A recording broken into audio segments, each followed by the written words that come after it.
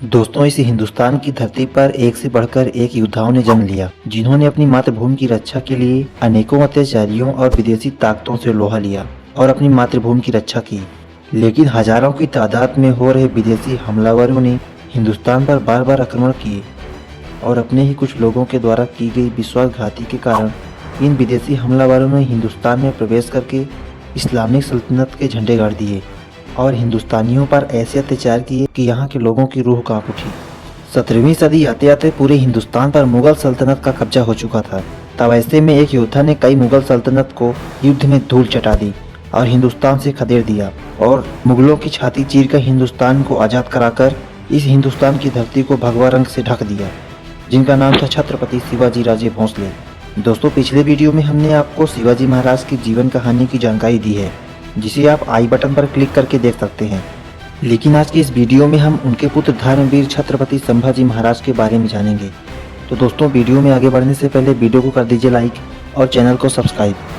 मात्र 13 साल की उम्र में 13 भाषाओं का ज्ञान रखने वाले और अपने कार्यकाल के 9 साल में 120 से भी ज्यादा युद्ध जीतने वाले दुनिया के एकमात्र भारतीय योद्धा, जिन्होंने 14 साल की उम्र में बदभूषण, नायकाभेद, नक्सीक और 7 शतक जैसे शास्त्र लिखकर इतिहास बना दिया था।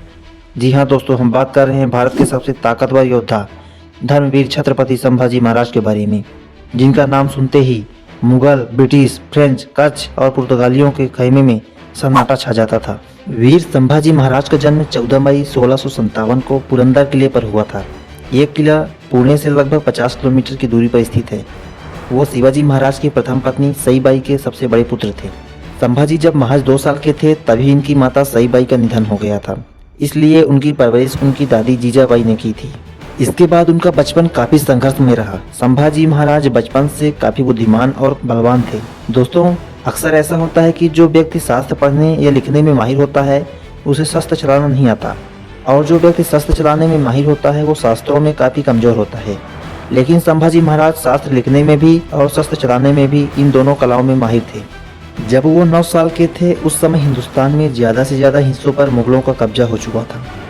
तभी उनके पिता शिवाजी ने स्वराज्य पर आने वाले संकट से अवगत कराया और औरंगजेब से मिलाने ले गए, जहां पर शिवाजी को धोखे से बंदी बना लिया गया। लेकिन संभाजी उस समय बहुत छोटे थे, इसलिए वो औरंगजेब के किले में हर जगह घूमा करते थे। संभाजी बचपन से ही बहुत बुद्धिमान थे, इसलिए वो किले की सभी छोटी से छोटी जानकारियों को अपने पिता शिवाजी के पास पहुंचाते रहते थे। संभाजी के बुद्धि कौशल की सहायता से शिवाजी औरंगजेब की कैद से कब निकल गए किसी को भनक तक नहीं लगी। इस घटना के बाद शिवाजी और उनके बेटे संभाजी सही सलामत अपने स्वराज्य वापस आ गए। जब संभाजी महाराज 10 साल के हुए तभी उन्होंने राजनीतिक पाठ पढ़ना, शास्त्र लिखना और हिंदू राजाओं और सेनाओं को जोड़ना शुरू कर दिया था। जब वो सिर्फ 16 साल के हुए तब वो पहली बार मुगलों से युद्ध लड़ने गए और उन्होंने मुगल सेना को धूल चटाकर वापस भेज दिया। इसी बीच संभाजी के पिता छत्रपति शिवाजी लगातार युद्ध और भागदौड़ में व्यस्त थे। इसी के कारण वो बीमार हो गए और 3 अप्रैल 1680 को उनका निधन हो गया। शिवाजी की मृत्यु के बाद पूरे हिंदुस्तान में दुख की लहर दौड़ गई। इस खबर को सुनते ही औरंगजेब बहुत खुश हो गया। उसे लगा कि अब हिंदुस्तान में पूरी तरह से मुगलों का अधिकार हो जाएगा। लेकिन वो इस बात से बेखबर था कि शिवाजी के ज्येष्ठ पुत्र छत्रपति संभाजी महाराज नाम का तूफान अब अपनी तीव्र गति ले चुका है। छत्रपति शिवाजी महाराज के देहांत के बाद संभाजी ने मराठा साम्राज्य की बागडोर संभाली और इसी बीच 16 जनवरी 1681 को उनका राज्य अभिषेक हुआ। राज्याभिषेक के लगभग 15 दिन बाद ही संभाजी ने अपनी सेना लेकर मध्य प्रदेश के बुरहानपुर की तरफ निकल पड़े। उस समय इसे बुरहानपुर के नाम से जाना जाता था। उस समय यह धन और वैभव से समृद्ध था। इसका मतलब यह था कि जिसके अधिकार में यदि बुरहानपुर था तो दक्कन भी उसी का था। उस समय छत्रपति संभाजी ने अपने राज्य में धन धान्य की कमी को महसूस किया और इन्होंने सीधे औरंगजेब के औरंगाबाद और बुरहानपुर पर आक्रमण कर दिए और काफ़ी ज़्यादा मात्रा में उन्होंने मुगलों के खजाने से धन और जेवरात इकट्ठा किए। और इसी का बदला लेने के लिए औरंगजेब ने अपनी 8 लाख से ज़्यादा सैनिकों के साथ मराठा सैनिकों से बदला लेने का फैसला किया। सबसे पहले औरंगजेब ने नासिक के रामशेष किले में हमला किया, लेकिन औरंगजेब की सेना ने लगभग 6 साल तक कड़ी कोशिश की, लेकिन रामशेष किले को नहीं जीत पाए। इसमें लाखों मुगल सैनिक मारे गए थे, जबकि मराठाओं की ओर से केवल 600 सैनिक ही थे। इस समय मुगलों के अलावा पुर्तगालियों ने भी लोगों का जीना हराम कर रखा था।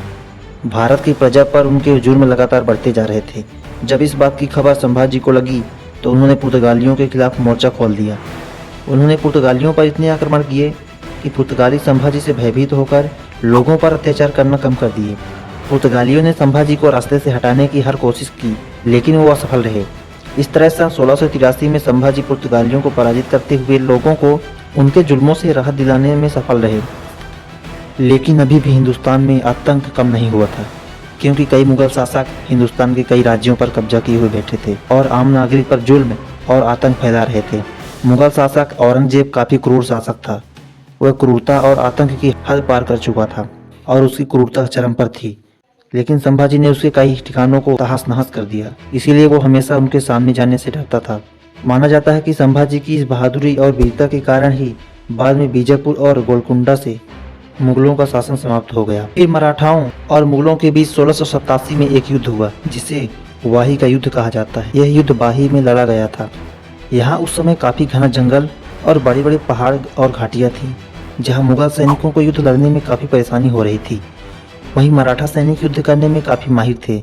इस बार भी संभाजी महाराज ने औरंगजेब की सेना को धराशायी कर दिया, लेकिन इसी बीच सेनापति हम्बीरराव मोहिते वीरगति को प्राप्त हो गए। बार बार औरंगजेब को हार का सामना करना पड़ रहा था। उसकी 8 लाख की सेना पर 20,000 मराठा सैनिक भारी पड़ रहे थे। 1689 में जब संभाजी महाराज संगमेश्वर में थे, तभी 1 फरवरी 1689 को मुकर्रब खान ने अपनी विशाल सेना के साथ संगमेश्वर को चारों तरफ से घेर लिया। उस समय संगमेश्वर में संभाजी के पास केवल 200 सैनिक थे। किसी भी परिस्थिति में युद्ध करना आवश्यक हो चुका था, क्योंकि बचने का कोई उपाय नहीं था। और संभाजी ने संताजी घोरपड़े और खंडोबलाल के साथ मिलकर शत्रु के ऊपर आक्रमण करने का फैसला किया। और फिर मुकर्रब खान और संभाजी के बीच घमासान युद्ध हुआ, जिसमें संताजी घोरपड़े वीरगति को प्राप्त हो गए और खंडोबलाल बुरी तरह से घायल हो गए। और इसके बाद ही 3000 मुगल सैनिकों ने संभाजी महाराज को चारों तरफ से घेर लिया और उन्हें बंदी बना लिया गया। 15 फरवरी 1689 को मुकर्रब खान संभाजी को लेकर बहादुरगढ़ पहुंचा। औरंगजेब की सेना में 66,000 घोड़े, 4 लाख पैदल सैनिक, 50,000 ऊँट, 3,000 हाथी, कुल मिलाकर 8 लाख से भी अधिक सैनिक औरंगजेब की सेना में शामिल थे। ये बहुत ही विशाल सेना थी, जो कि लगभग 50 किलोमीटर में फैली हुई थी। इस सेना से आप अंदाज़ा लगा सकते हो कि संभाजी महाराज का मुगलों में कितनी दहशत थी। जब मुकर्रब खान संभाजी को लेकर बहादुरगढ़ पहुंचा, तब औरंगजेब को यह संदेशा भेजा गया। पहले तो उसे भरोसा ही नहीं हुआ। वो अपने महल से दौड़ते हुए बाहर आया और खूंखार योद्धा वीर संभाजी महाराज को देखते ही उसकी हालत ऐसी दिख रही थी जैसे मानो जिस तरह सूर्य के प्रकाश को देखकर जुगनू का प्रकाश नष्ट हो जाता है, उसी तरह छत्रपति संभाजी के सामने औरंगजेब दिख रहा था। उसी समय औरंगजेब के सेनापति संभाजी को बार बार आदेश दे रहा था कि वो औरंगजेब को प्रणाम करे, लेकिन उन्होंने ऐसा करने से साफ मना कर दिया। इस बात से औरंगजेब को गुस्सा आया और संभाजी को कारागृह में डालने का हुक्म दिया। ये बात सुनते ही मुगल सैनिकों ने संभाजी को कारागृह में डाल दिया और फिर औरंगजेब के आदेशानुसार रोहिला खान ने संभाजी को उनका पूरा किला और खजाना औरंगजेब को सौंपने को कहा और साथ ही इस्लाम कबूल करने को कहा। लेकिन संभाजी ने ये सब करने से साफ मना कर दिया और कहा कि मैं ऐसी कोई संधि नहीं करूंगा जो मेरे राष्ट्र और धर्म के सम्मान के विपरीत हो। संभाजी को बहुत कठोर यातनाएं दी गईं, लेकिन फिर भी उनका निर्णय और आत्मविश्वास टस से मस नहीं हुआ। इसीलिए उन्हें कारागार से निकालकर उनको घंटी वाली टोपी पहनाई गई और उनके पैरों में झुंझुना बांधकर ऊँटों से बांध दिया गया और पूरे इलाके में घसीटा गया। लेकिन फिर भी संभाजी ने इस्लाम कबूल करने से साफ मना कर दिया। इसके बाद उनके नाखून उखाड़ लिए गए और घावों में नमक डाला गया और उनकी जीभ काट ली गई। लेकिन औरंगजेब को यह नहीं पता था कि उनकी जीभ काट लेने से उनके दिल और दिमाग से राष्ट्र प्रेम को नहीं हटा सकता। संभाजी महाराज ने अपने ऊपर इतनी यातनाएं सहते हुए भी भगवान शिव को याद कर रहे थे और मुगलों की तरफ ज्वाला जैसी आंखों से देख रहे थे, जिसके कारण उनकी दोनों आंखें निकाल ली गईं और एक एक करके दोनों हाथ काट लिए गए। इतनी यातनाएं देने पर भी संभाजी ने धर्म परिवर्तन नहीं किया। तब औरंगजेब ने कहा, संभाजी मैं हार गया तुम्हारे सामने, मैं हार गया। अगर मेरे 4 पुत्रों में से एक पुत्र भी तुम्हारे जैसा पैदा हुआ होता तो आज संपूर्ण हिंदुस्तान पर मुगल सल्तनत का झंडा लहरा रहा होता।